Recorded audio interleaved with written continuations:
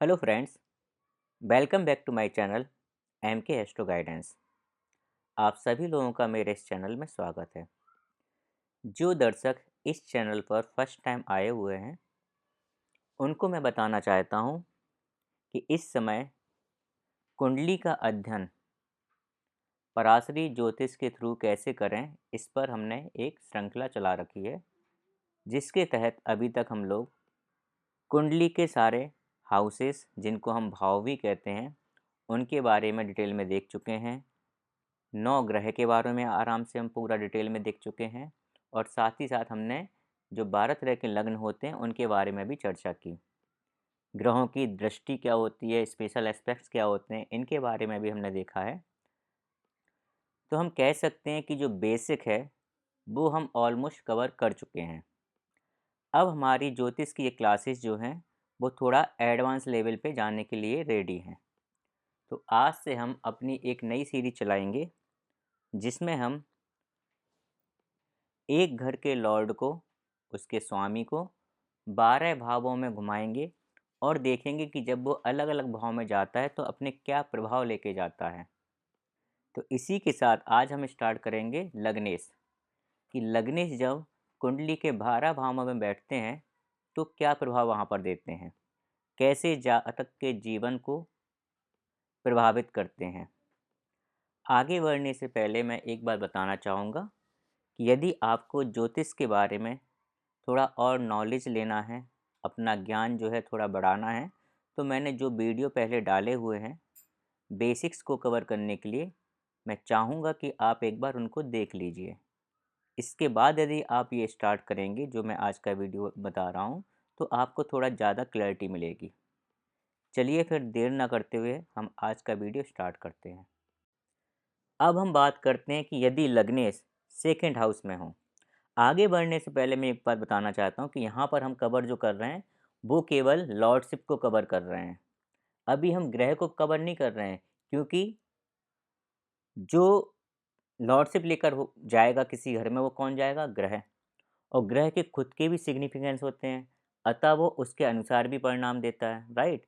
लेकिन अभी हम उसको कवर नहीं कर रहे हैं। हम वो कब कवर करेंगे? जहाँ हम हर एक ग्रह को अलग अलग भाव में रोटेट करेंगे। मैं उस पर भी वीडियो निकालूंगा, उस पर भी मैं आपको क्लासेस दूंगा। वो जब हम वो चीज़ कवर करेंगे तब हम ग्रहों के कार्य तत्व कैसे वहाँ पर काम करेंगे, हम इस चीज़ को ध्यान में रखेंगे। लेकिन उस समय जो मैं अभी ये कवर कर रहा हूँ वो भी आपको दिमाग में होना चाहिए, इससे आप ईजिली चीज़ों को समझ पाएंगे। ठीक है, तो अभी आप ध्यान रखिए कि अभी जो हम बात कर रहे हैं वो हम केवल लॉर्डशिप की और सातवीं दृष्टि की बात कर रहे हैं। ठीक है, अब हम बात करते हैं कि जब लग्नेश जो है वो सेकेंड हाउस में जाते हैं तो ग्रह क्या होता है? ग्रह होते हैं रिजल्ट देने के लिए बाध्य, राइट। तो जब भी वो किसी घर में बैठते हैं वो उस घर के रिजल्ट देते हैं, लेकिन किसके थ्रू देते हैं? जिस घर की लॉर्डशिप लेकर आते हैं उस घर के थ्रू रिजल्ट दिए जाते हैं। अब यहाँ पर जब लग्नेश जो हैं वो यदि सेकेंड हाउस में जा रहे हैं, इसका मतलब क्या हुआ कि वो ग्रह जो है, जो भी आपका फर्स्ट हाउस का स्वामी है, वो फर्स्ट हाउस की प्रॉपर्टी सेकेंड हाउस में लेकर जा रहा है और सेकेंड हाउस के रिजल्ट वहाँ पर देगा फर्स्ट हाउस के थ्रू, जो भी उसकी प्रॉपर्टीज हैं। और साथ ही साथ वो क्या करेगा?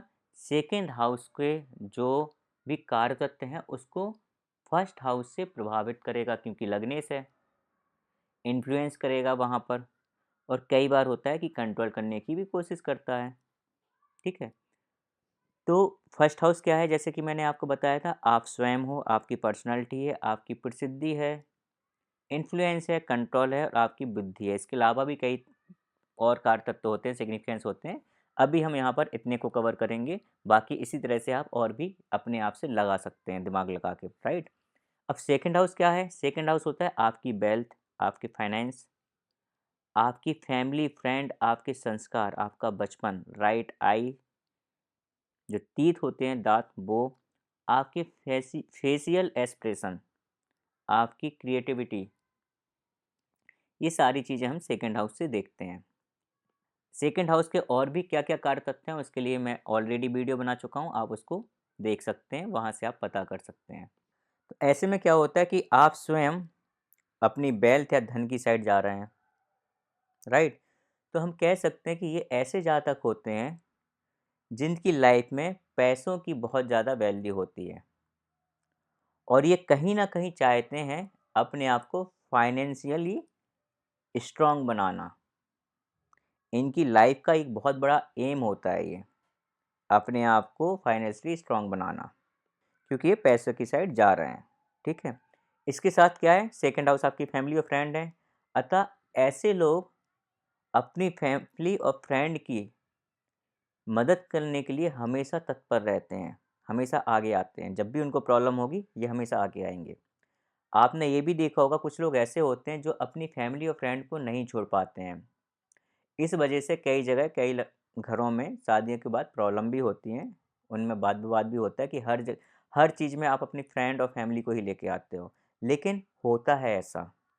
उसका रीज़न क्या है? लग्नेश जो है वो सेकंड हाउस में बैठ गए हैं। तो क्या होता है ये, इनका हमेशा एक झुकाव होता है, अपना इंटरेस्ट होता है अपनी फैमिली और फ्रेंड के लिए। उसको ये नहीं छोड़ पाते हैं। सेकंड हाउस क्या है? आपका खान-पान भी होता है। तो ऐसे लोग खाने-पीने के बहुत शौकीन हो सकते हैं। क्योंकि सेकंड हाउस आपके संस्कार हैं, अतः ऐसे लोगों के जो व्यक्तित्व है, जो पर्सनालिटी है, उसमें उनकी फैमिली वैल्यू और संस्कार देखने को मिल सकते हैं आपको, उनकी झलक मिलेगी। क्योंकि यहाँ पे फर्स्ट हाउस का रिलेशन सेकंड हाउस से है। सेकंड हाउस क्या है? आपका बचपन है।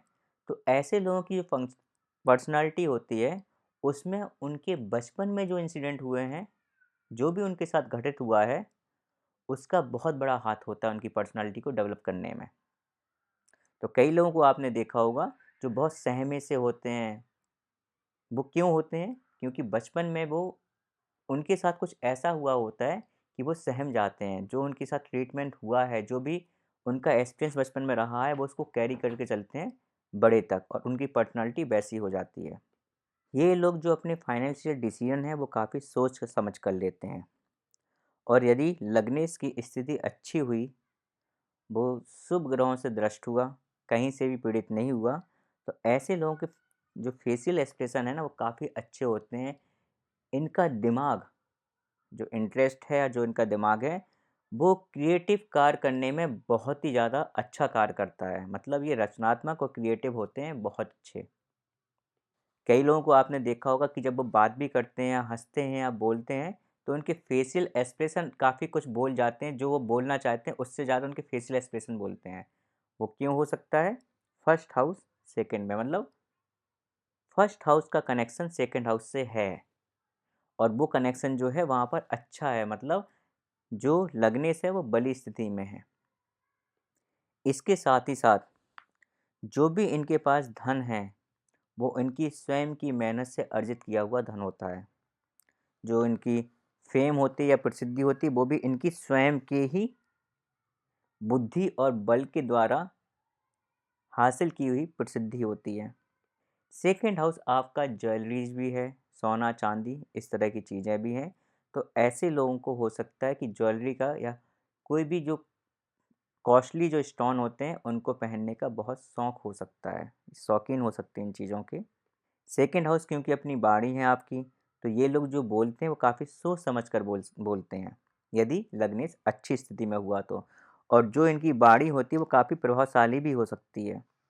और जैसे कि मैंने बोला कि सेकंड हाउस क्या है, आपकी क्रिएटिविटी है, तो ऐसे लोग कई बार इस तरह से होते हैं कि बहुत अच्छा इमेजिन करने वाले होते हैं, जिनकी कल्पनात्मक जो शक्ति होती है वो काफ़ी अच्छी होती है। तो आपने देखे होंगे कुछ लोग जो सोचने में काफ़ी ज़्यादा आगे रहते हैं, वो अपने आप में पता नहीं क्या-क्या सोच लेते हैं। उनकी सोच काफ़ी अच्छी भी होती है, काफ़ी क्रिएटिव भी होती है। यदि लग्नेश यहाँ पर बहुत अच्छी स्थिति में हुआ, तो आपको एक पोएट भी बना सकता है। सेकंड हाउस क्या है, वो आपकी लर्निंग भी है, आपकी मेमोरी भी है।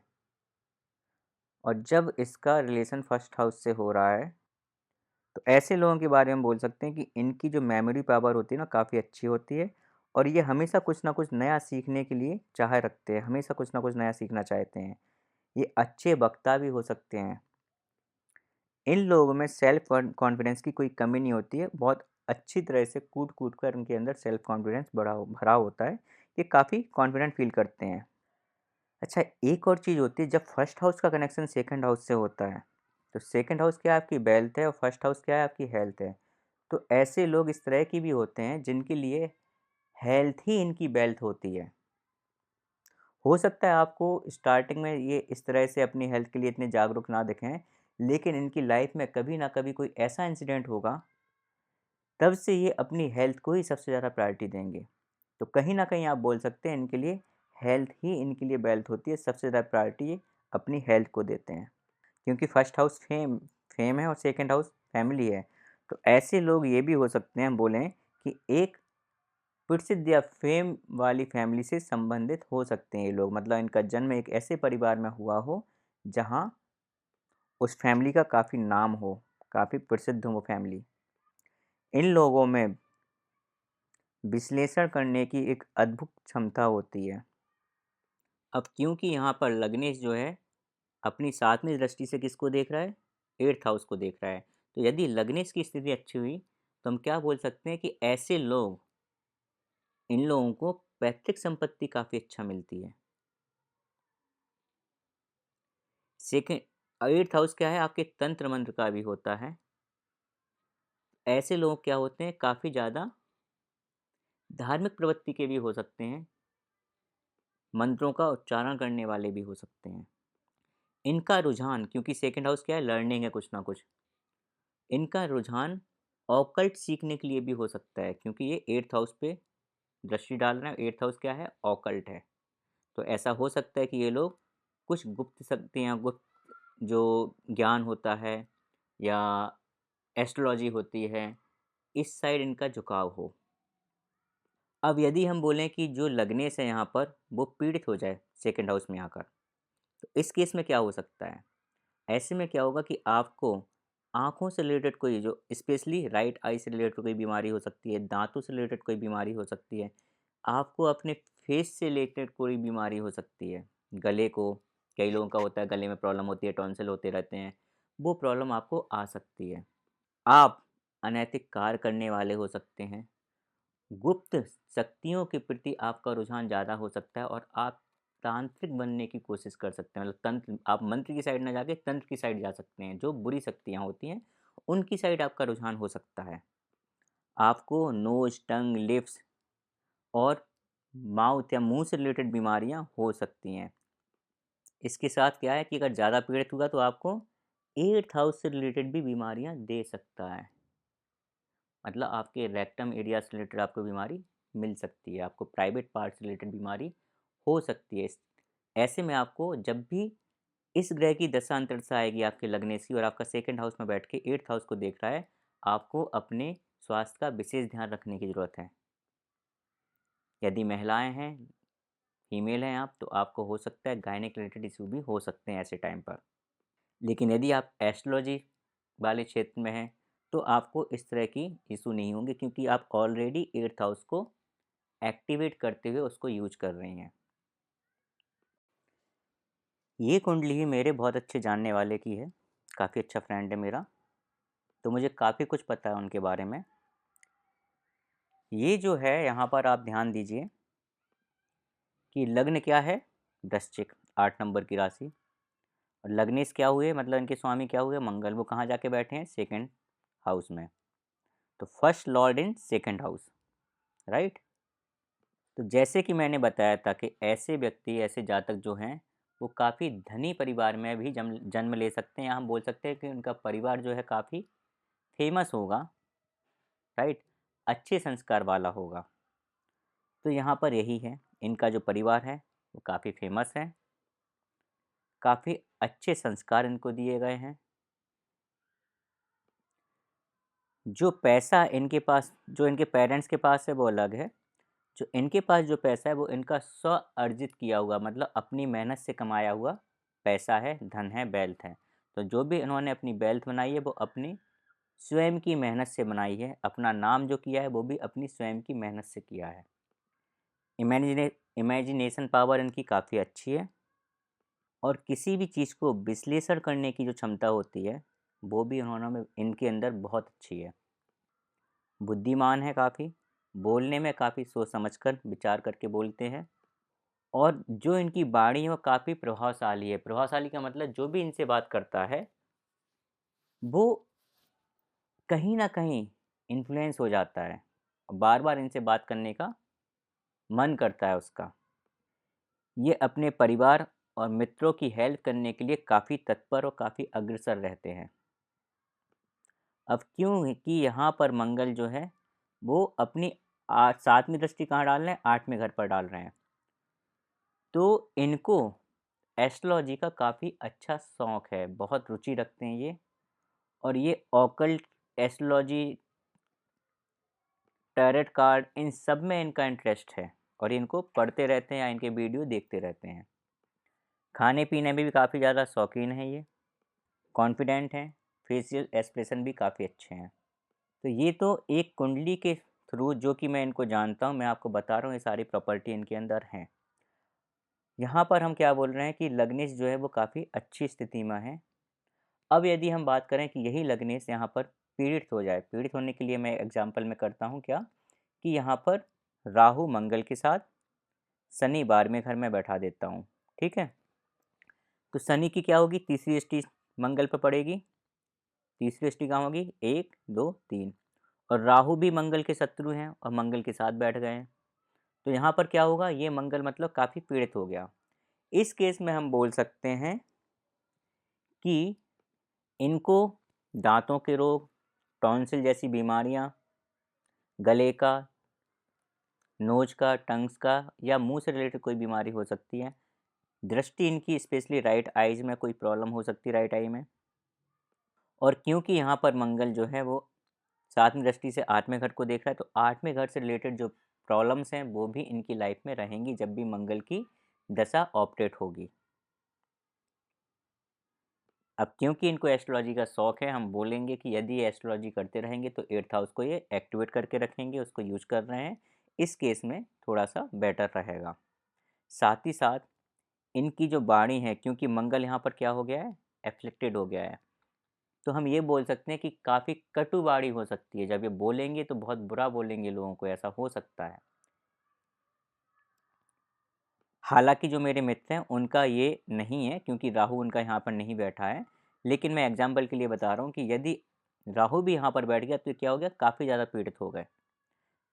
उस केस में ये प्रॉब्लम रहेंगी, ये थोड़ा-सा बोलने में काफ़ी कटु हो सकते हैं। अब क्योंकि मंगल पीड़ित भी हो गया तो ये भी पॉसिबिलिटी हो सकती है कि जो इनकी फैमिली है, ये शायद उनसे भी थोड़ा-सा कट कर रहें, उनके साथ भी बुरा बोलें, उनके साथ भी इनके कॉन्फ्लिक्ट रहें। तो इस तरह के प्रभाव देखने को मिल सकते हैं यदि लग्नेश पीड़ित हुआ तो। यहाँ पर मैंने आपको दोनों ही हाउसेस के लिए एग्जाम्पल के साथ कवर किया है।